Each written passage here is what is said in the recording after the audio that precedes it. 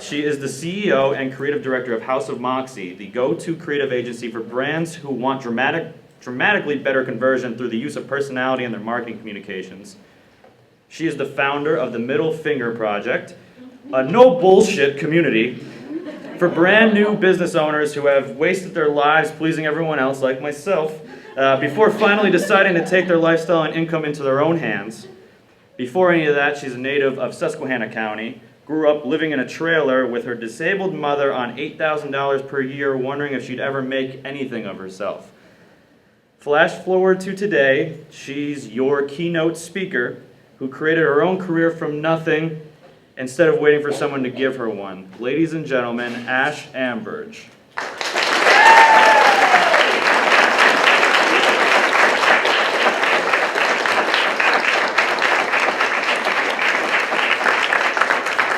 That wasn't bad. I'm gonna shake your hands. I mean, that was a little brutal, right? I remember writing that in my LinkedIn. Did you like this? I would love this. Yes. Hi, everybody. I can't believe that they're letting me anywhere near a microphone. You guys know what you're doing, right? I'm the girl with the Middle Finger Project. Can everybody hear me okay? Yes. Yeah? Okay, so, well, there it is.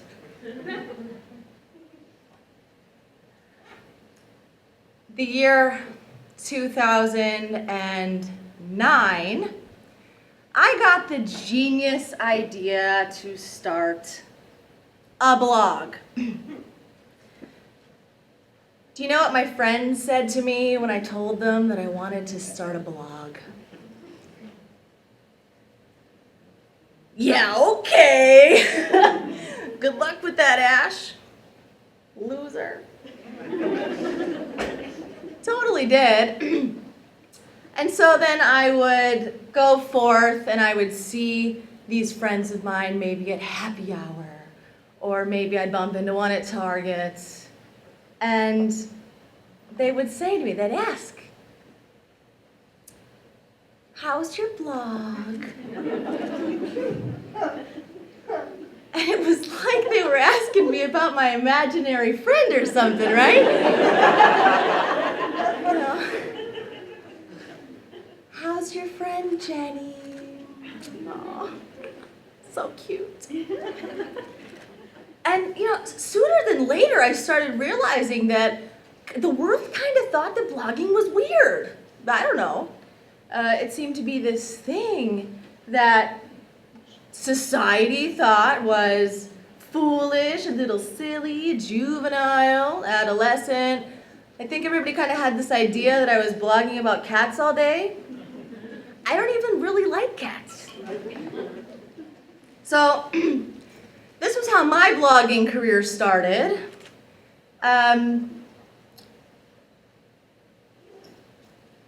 The friends and I, nobody really asked me about my blog.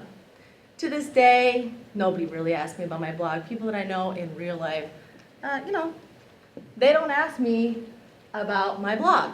But for some reason, blogging, no matter what they thought about it, their thoughts, I really wanted one. Really wanted this blog. And I think that was for two reasons. The first one was because I love to write. Can I get a show of hands? How many people here love to write? Okay, put your hands on. How many people actually are here and you hate to write? Can I see those hands? I see you in the corner over there. We got a few. You hate to write. Well, I was not that girl. I love to write. And so it seemed to me that blogging was this way that I could hack the system. And I could write. And I could write every day and every night. There's really like nobody stopping me from writing. I just can do this, like WordPress, all the way. And maybe I had this grand epiphany because I remember back in the day, I remember submitting travel pieces to the New York Times. 3 different times they rejected one of my travel pieces that I was trying so hard to get published. Another time I remember tirelessly submitting query after query to book agents in New York. In their defense, I was submitting a query for a book called The Truth About Mangoes. So I'm pretty sure they did us all a favor by telling me to stick it. Yeah. And you know, I remember actually being in college. I went to college nearby at Wilkes University. Yeah. And I loved Wilkes University. I still love Wilkes University to this day. One thing I wasn't such a fan of, though, was this one English professor I had. This English professor told me that my writing was too flowery. Writers in the room, you know, when somebody tells you your writing is too flowery, it's kind of like telling a chef that his food's too salty. Really big diss. So for whatever reason, here I was, and I discovered blogging, and I'm like, wow, this is a way to slide right by all these gatekeepers. New York Times, book agents, Wilkes English professor. I could slide right by that. I want to show you guys some things here.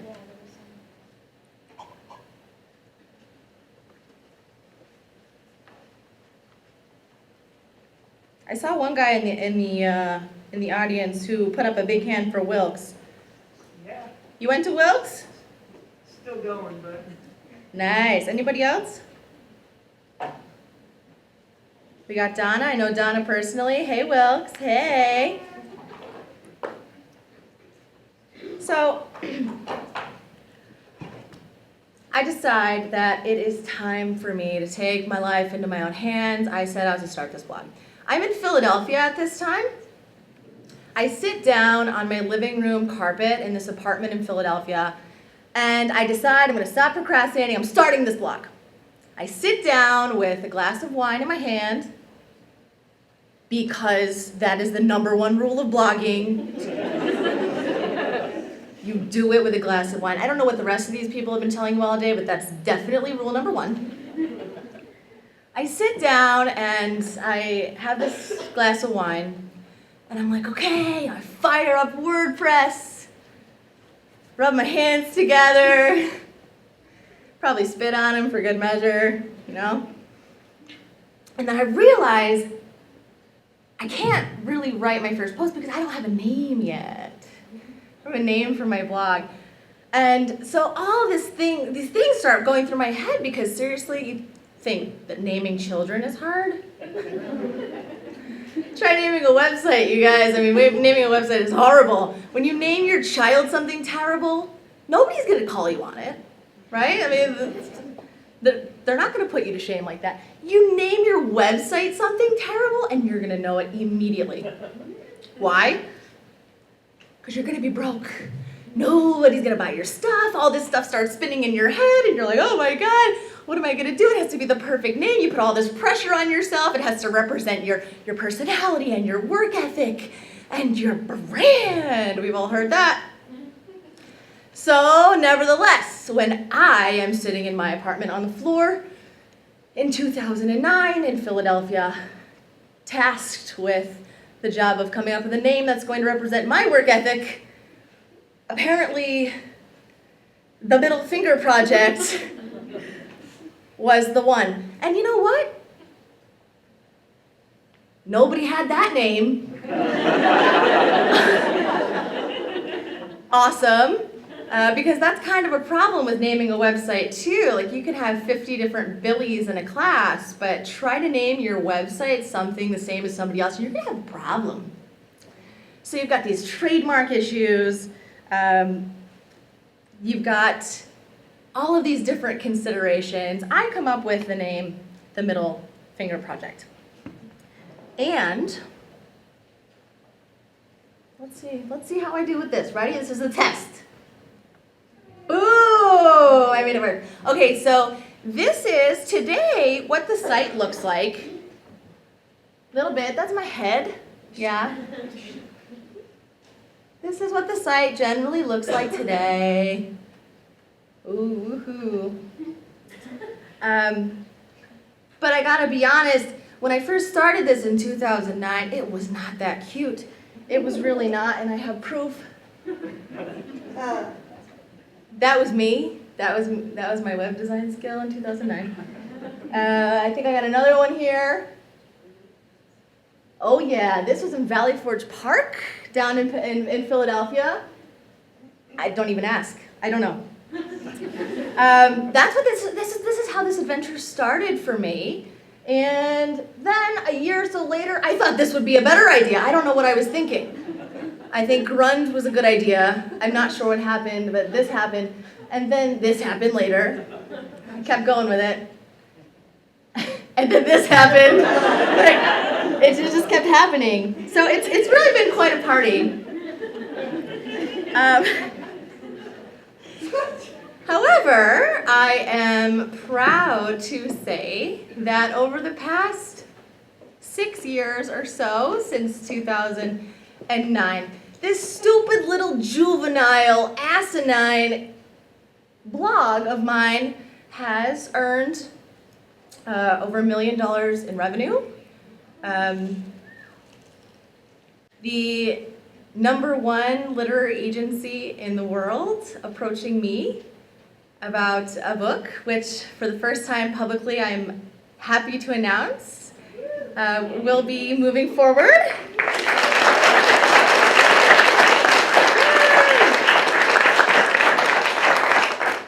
I've had a lot of really funny reality show producers approach.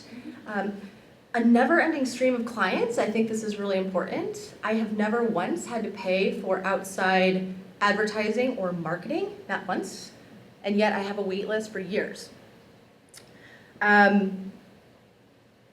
All expense trips to places like Turkey, which I actually did not go on, but the offer was on the table, it was cool. This, I remember we went to Paris and we had our room comped just because of that silly little blog. That was a cool room, I liked it. It was called the Bank Hotel. Beautiful. An honorary Webby award this year, actually, for Best Business Blog, which is cool. You can see the Middle Finger Project right up there with CNN Money, which just makes me laugh. I mean, I think CNN Money probably almost died. They're like, we don't even want to be on that. Forget it. You know, I've been interviewed on hundreds of different podcasts. I've got a lot of exposure this way. Offers to have my own column in different places, like Huffington Post. Oh yeah, a few stalkers. That's always a good one. Stalkers are always a good time. Well, speaking of stalkers, really, that's probably one of the most interesting things about blogging. The emails you get from other humans. I think that's definitely it. One of my favorite emails to date is from a young man who was so excited. He wrote me this email and he was like, yeah, you know, thanks to your blog, I got the inspiration. I started my own thing. I just had the best month in revenue yet. I'm so excited, Ash. Thank you. And he's got all these paragraphs and he's going on and I'm reading it. And I'm like, that's great. And then I get to the last paragraph. And the last paragraph says, oh, and by the way, to top it off, I lost my virginity too. And I'm like, what? I mean, he really said that. That was in the email. Lost my virginity this week. It's been a killer. And I'm,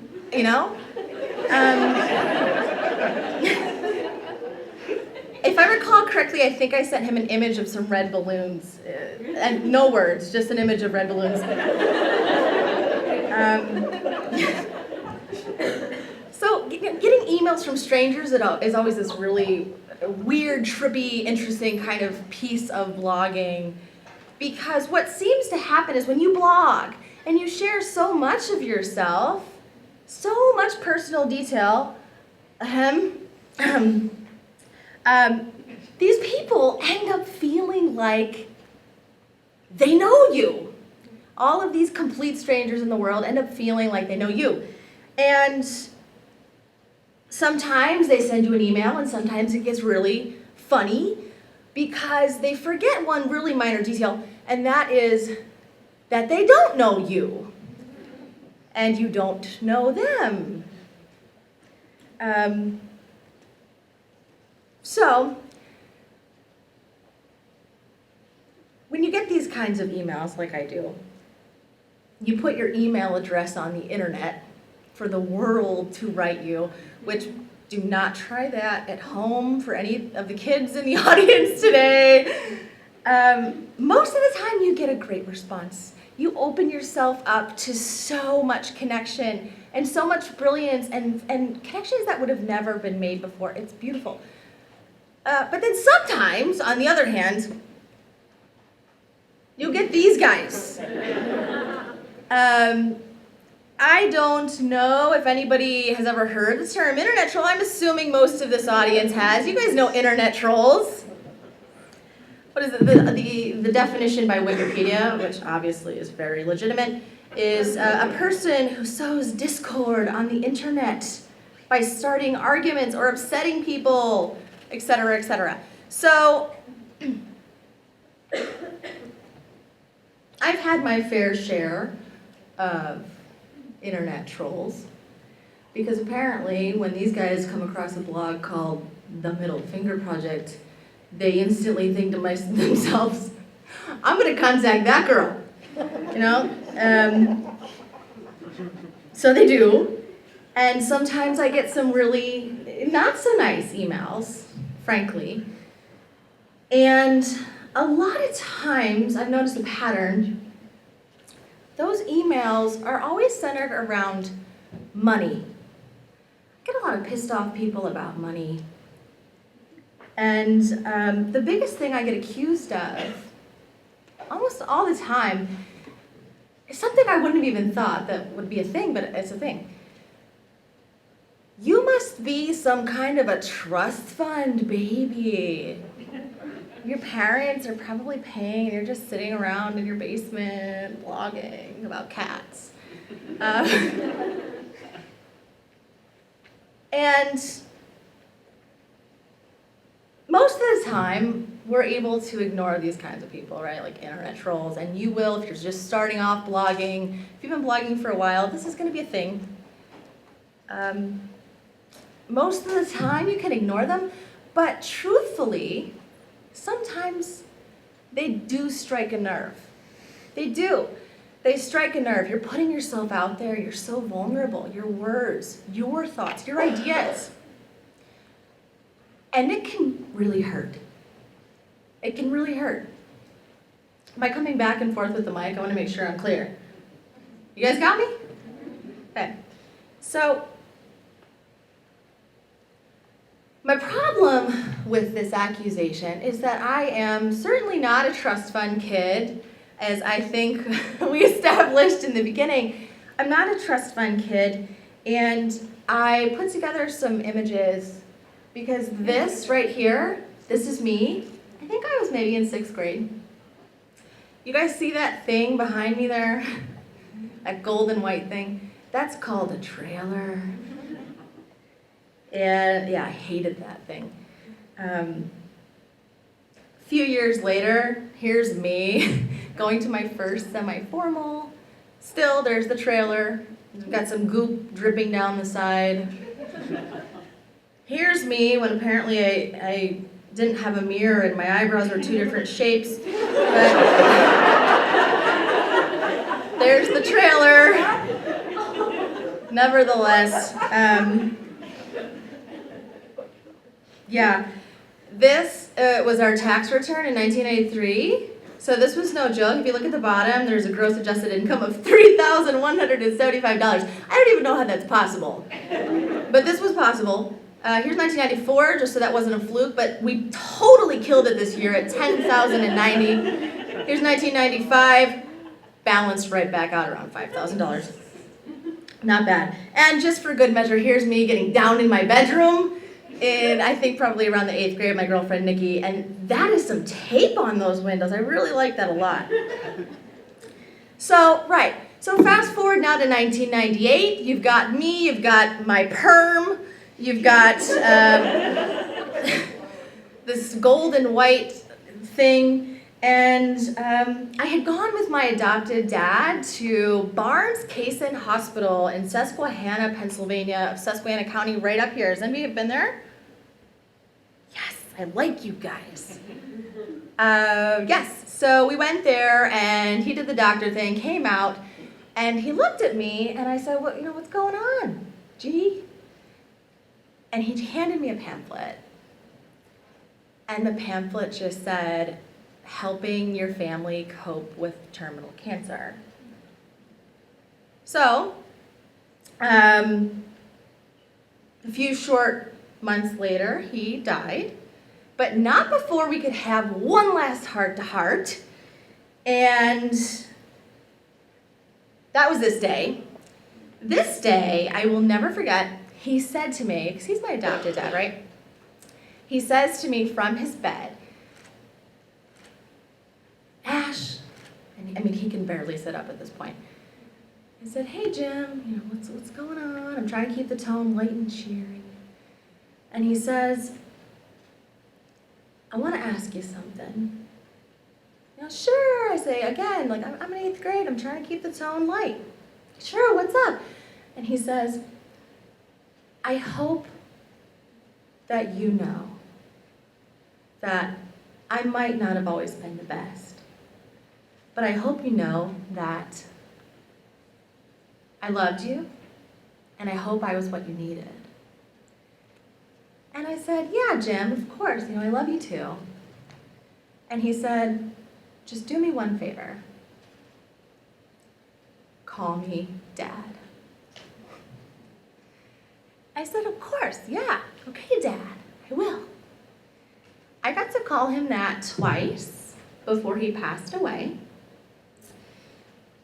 And at the time, I don't even really know if he knew what I was saying to him, but it didn't matter because whether he had the official title or not, some things don't need them, right?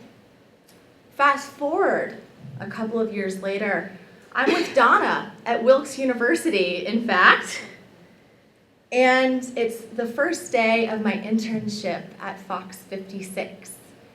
I get this phone call from a paramedic. And they said, your mom is unresponsive. And I'm like, really? What does that mean? What does that? And they won't tell me. So I drive to Susquehanna County. I get there, and there's a note on the door. And it is, call me the coroner. So I get there, I see this, and I know that Post-it notes are fantastic. Big fan. We're all in a rush, right? But I will say that telling someone your mom is dead with a Post-it note, it's a little iffy. It's a little iffy. So a couple months later, I walked across the stage at Wilkes, and I really didn't even bother to look out. I had some fun, my friends and I had some beers, but I didn't really bother to look out because at that point, I was 21 years old and I was very much on my own. And it was clear to me that I had to do something. I had to figure a way to make it work by myself because I didn't have a backup plan. And, I think today, when I have some of those trolls coming at me on the internet, it strikes a nerve because I just want to say to them, no, why would you think that? That's not me. I worked so hard to get where I got to. But truthfully, my own ego is not really the reason why this bothers me. This bothers me for other reasons too. And the biggest one is simply because the assumption is so wrong. It is so wrong because no matter who you are, where you are right now, where you come from, how much money you're making, how much money you used to make, if you're on food stamps, I don't care. The truth is that blogging is beautiful because it lets you write your future. You can write it however you want. And I think why we're all here is because we're curious about that. I think it's a fascinating phenomenon. I think a lot of the world doesn't know that yet. I don't think everyone's caught on. And that is a place of opportunity for us, right here, sitting in this room today. It's an amazing opportunity. I do go back to my hometown once in a while, and the last time I was there, I did a little photojournalism experiment. I am not a photographer, this is a disclaimer, but I took some pictures because I have been gone for so long that when I go back and I see these kinds of images, I'm kind of shocked. And make no mistake, this is an area of great economic depression. The people that live here are good people. They're hardworking people. They're fantastic people. They're the people I grew up with. However, opportunity is not available here. Not as easily as places I found in other, Philadelphia, or traveling around the world. You hear it all the time, right? Jobs are slim pickings. Jobs are hard to come by. Good jobs are hard to find. Or maybe, some of you sitting here today, maybe that's not even your case, but maybe you just found yourself in a job or a position where you're just dying. You're dying inside. You hate it. That was me when I first started my career in Philadelphia. I was dead. Every day I woke up, and every day it just felt like I was suffocating. So the question I pose today, and what I really want us all to think about here, is what happens when you take a platform like blogging? And what happens when you use it? Instead of being at the mercy of employers and the world to give you something, what happens when you turn around and you make your own career? What happens? You don't need permission anymore. A really long time ago, back in the day, we lived in this land where we had the butcher, the baker, and the... Yeah, we all know that guy.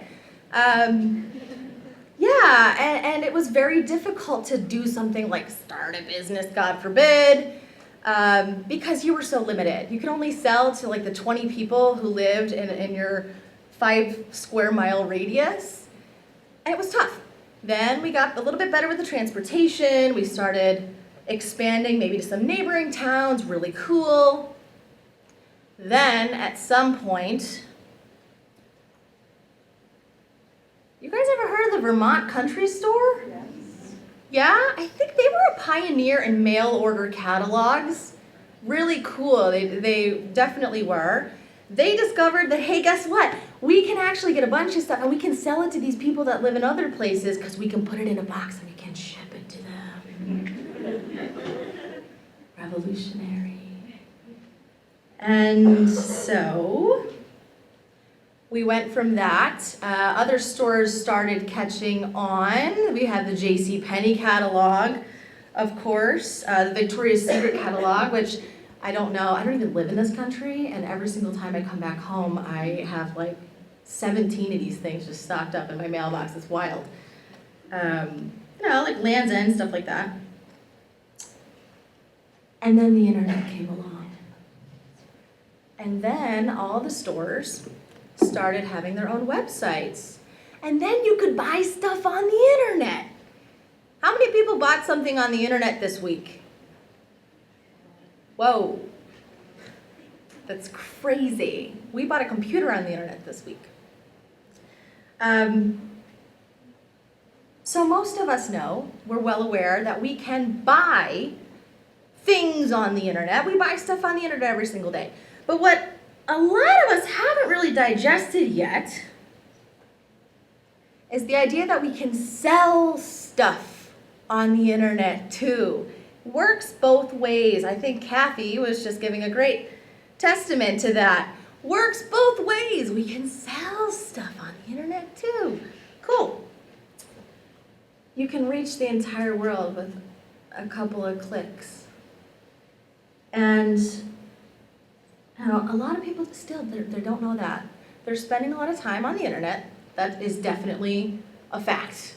Lots of Google searches for this guy, Jake Gyllenhaal. Maybe stalking your exes on Facebook, stuff like that. By the way, has everybody seen this guy yet? No, that's not the guy. That's okay, that's okay. We missed one, but you can Google Scott Eastwood later. Yeah. Sorry, guys in the audience. Not so sorry. Not so sorry. Oh, my fiance's up there in the corner. He's okay with it. Yeah, so the internet has changed everything. We don't have to be at the mercy of some guy who's asking for your resume. We don't have to drown in our sorrows at happy hour, although that's optional. A lot of us are still in the business of taking opportunities when we can be in the business of making them. And I think that's the number one thing that the internet blogging has done. It has allowed us to build our own doors and then go knock on them ourselves, which is really profound. And I think that's what I did. I think I got really good at knocking on my own doors. And I think that's the only reason why I am standing here right now, is because in 2009, when I started that silly little juvenile blog, yeah, I might have had a couple of people doubting me about it. I might have doubted myself. But the truth is, I did some things right. And, you know, I started off probably like a lot of you are. Took a lot of the general advice, started blogging a couple times a week. I blogged about creativity, I blogged about marketing. That was what my professional background was in. I blogged about writing, I blogged about the shitty experiences I was having or I had had that I had learned from. Pretty standard. But one thing I got really good at, that I think is important for you guys in particular, is that I learned to treat my blog seriously as a publishing company. It was not just a blog. To this day, it's not just a blog, despite what my friends think about it, despite what the standard industry lingo is for it. It's a publishing company. And the reason why I took that approach was because I remember thinking about Cosmopolitan magazine. I remember thinking about Cosmo, and I remember thinking like, huh, they do all right. These guys are publishing like self-help articles on how to pluck your eyebrows, which apparently I needed. I will say that. I will say that. But do you think that the editors of Cosmopolitan magazine are kind of like, I don't know, we've been so busy. I don't think we're going to publish April this year. Just gotta skip it this month. No, that doesn't happen. They take it seriously because it is a serious business. This is their revenue. And that's what I learned how to do, was take my blog seriously. And literally, if I have to miss blogging, I will have a heart attack. I cannot do it. I put so much pressure on myself to keep my schedules in check, and I do it. I do it before my clients. I do it before my emails. I do it before my fiance. I do it before everything. But I certainly think that that has been one of the reasons why I've had success doing this. Most people tend to look at blogging as this like annoying side chore they have to do with their business. It's, I gotta think of content. And right, it's a drag. But with consistency comes legitimacy. With consistency comes legitimacy. And when you don't have a lot of legitimacy, when you're just starting off, you don't have a lot of street cred, you need some. This is one great way to start getting that. If you want the rest of the world to take you seriously, you have to take yourself seriously first. I think we can all agree. Makes sense. So when you start doing this, and you start getting this consistency, you start emailing people week after week, you know what happens, right? They start to feel like they know you. They tell you their virginity stories. But beyond that, when they trust you, you can make them an offer, and they take it. Because they do trust you. And they know your philosophies, and they know what you're all about because you've been telling them. And pro tip, making offers to your audience is really important because people can't give you money unless you ask for it. Let that one sink in because I know that a lot of us have trouble asking people for money. A lot of us have trouble with this imposter syndrome, as they call it. And I want you to know and get used to this idea that you have to ask for it in order for it to be given. It's just how supply and demand works. It's how the whole system goes. So it's okay. But yeah, in the beginning, my offerings were so basic. They were consult calls. They were, hey, hire me to write your about page. They were, hey, do you want to take this little writing workshop with me that I'm giving over the weekend? And I was like this. But one of the reasons why I had so much success early was because I had been giving and giving and giving and giving and giving so much that when you finally ask for something, feels okay. Feels okay for you, feels okay for them. And that is really what blogging is. Blogging is giving. You're giving of the world so you can then receive, which makes me sound like I'm doing a church sermon. But yeah, that's kind of what it is. Maybe it is a religious act. I'm cool with that. It's giving. And that's the strategy behind blogging. And I know a lot of you know that. And a lot of you might be sitting here thinking, but I am, and I'm giving, and I'm writing, but no one's responding. And I just don't know what I'm doing wrong. And my answer to that is that I would caution you to be mindful about the kind of giving you are doing. Because I do think that with such a new medium like blogging, it can be easy to give in the wrong way. So, a lot of people, when they first start, they do what I call blarging instead of blogging, and they treat it like a diary. They might get a little rambly. They might really temper their opinions and their statements with qualifiers like, well, I don't know what you guys think, but this seems to be, what I think. And it's tough because that doesn't really sound like a leader, does it? And it's hard for other people to take you seriously like a leader. And that's what they want from you. People, we're all lost. We're all lost in this world. We get on the internet, we're trying to find something. We're trying to find ourselves. We're trying to find somebody who gets us, somebody who can help us. And we want to believe in the person on the other side of the screen. We don't want to just have I think there's a fire, but I think the exit's over there. I don't know. What do you think? We want somebody to tell us exactly how it is. So, assuming that a blog, it is your blog, but it's not really about you. It's about the people on the other side of the screen. It's about the people reading your blog.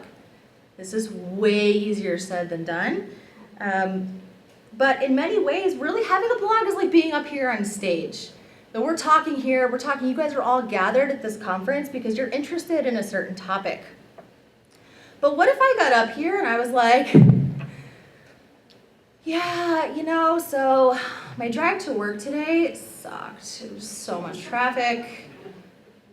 I'm just so frustrated, and I got to the office and it was just one thing after another. And then you'll never believe it that there was a mouse in the sink. I couldn't be, I've been talking about working from home for so long, but it just seems like it's so complicated, and I don't know. What do you think? Do you think working from home is a good idea? Like, leave a comment.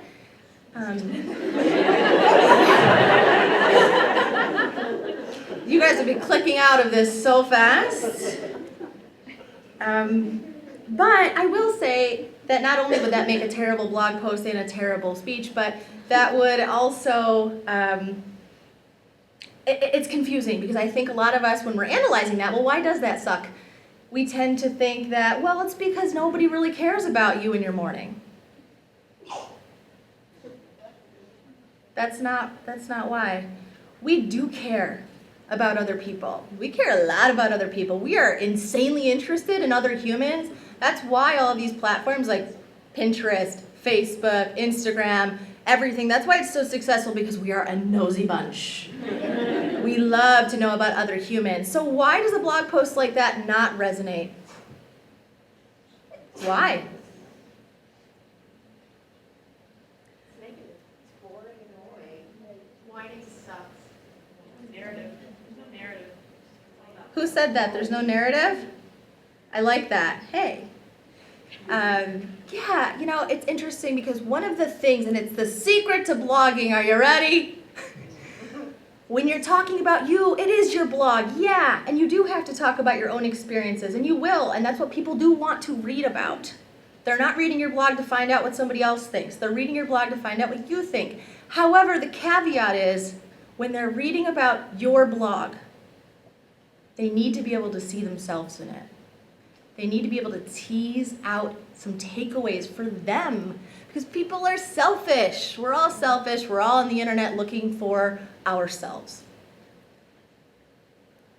So, contrast that from the beginning of this talk. I did start off talking about myself. I talked a ton about my trailer up there. But when I first started talking about blogging, for example, and what my friends did, and their reactions to my blog, I think a lot of us can relate to that. Heard a couple of chuckles. And that's what makes it still relevant for you. And I want you to think about this when you're writing and you're blogging and you're expecting the entire world, out of all the websites they could be viewing, you have to give them a reason to be viewing yours. And that is the second thing that I think I've done well, is giving people a reason to pick me. And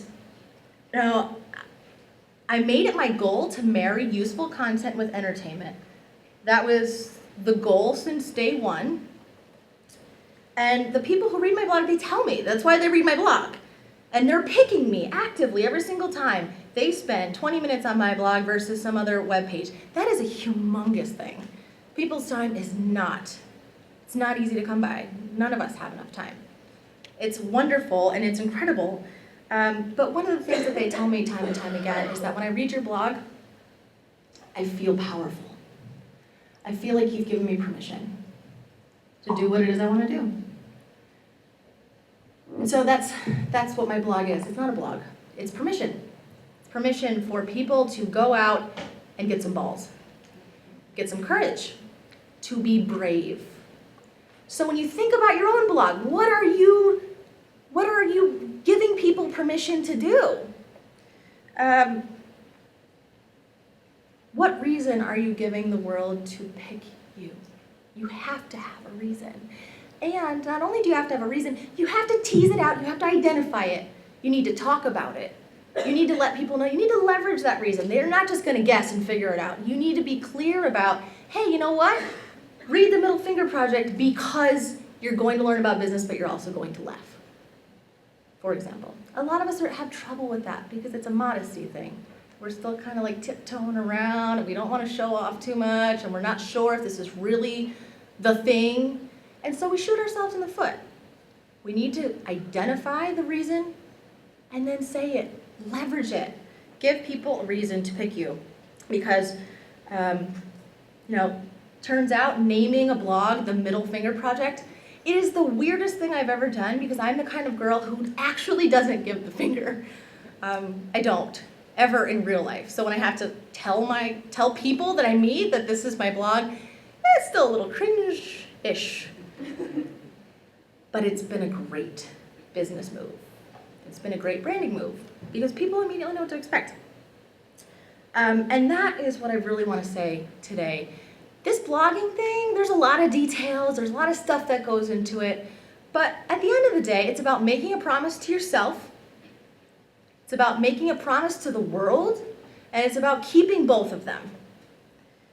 Blogging is one of the best tools right now in the world to be able to do both of those things. And I do think it's true that all of us are victims in our own little way. We all have our own little golden white trailer, somehow, some way, hiding in our backgrounds. We've all gone through hard times. I'm sure we've all felt hopeless and terrible and at some point or another. But our bad experiences don't make us special at all. It's really what we do with those experiences that make the difference. And I think the truest thing I could say here today is that the world will not pick you because you had a hard time, because you had a trailer, because you're a good writer, because you are somebody who deserves it. They're not going to pick you for that. The only time the world picks you is when you pick yourself first. And that's the real reason why we blog. That's why. We're here picking ourselves. A lot. All day you guys are picking yourself.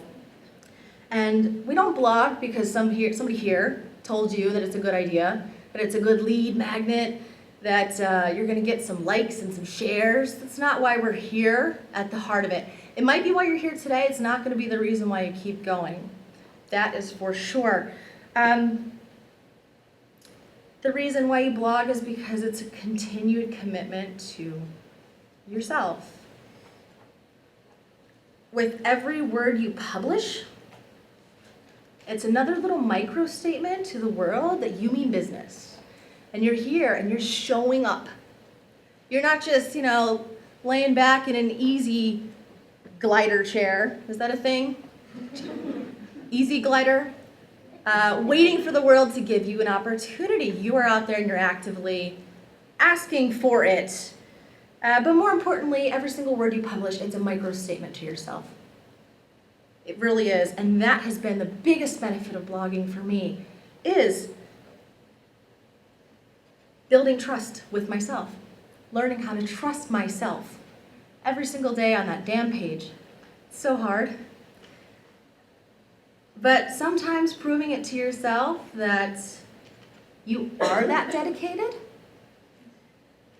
that you can do it.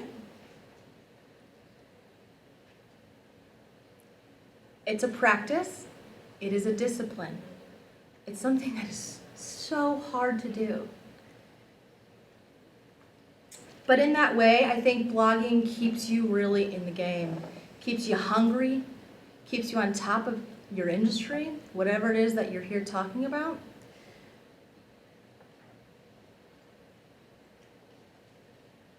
And in that way, I think that blogging really has nothing to do with anybody else. It has nothing to do with all the customers that you probably learned about today. And nothing to do with the 1,000 shares that everybody would love to have in their posts. And nothing to do with any of those external measures of success. But it really has everything to do with you. And they say all the time that having children makes you a better person.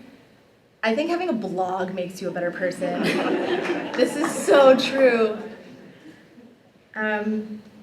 It teaches you so much about yourself, and sometimes things that you never knew. Sometimes things you didn't even want to know. But I think that's exactly why we should do it. The real benefit has everything to do with you. And it's about what a blog does to you. It's about teaching you how to ante up so you don't need the New York Times. You don't need those book agents. You don't need that English professor. You don't need any of that validation.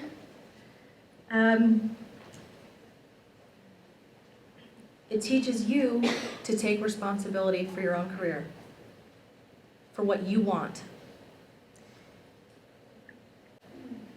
I think once upon a time, we were all a little bit more scared than we are now. And I really think that with every word, we become a little less scared of the world, of ourselves, of our opinions, our own truths.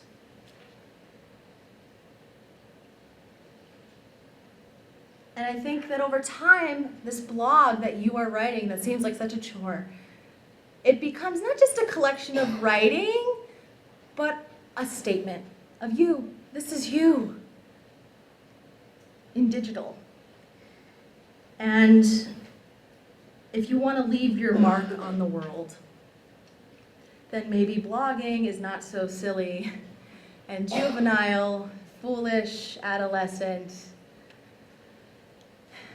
It's not such a bad idea after all, and maybe it's the bravest thing we've ever done. Because whether you think of your blog as brave or not, I will tell you this, it doesn't matter because not everything in life requires a title, and some things just are. Thank you.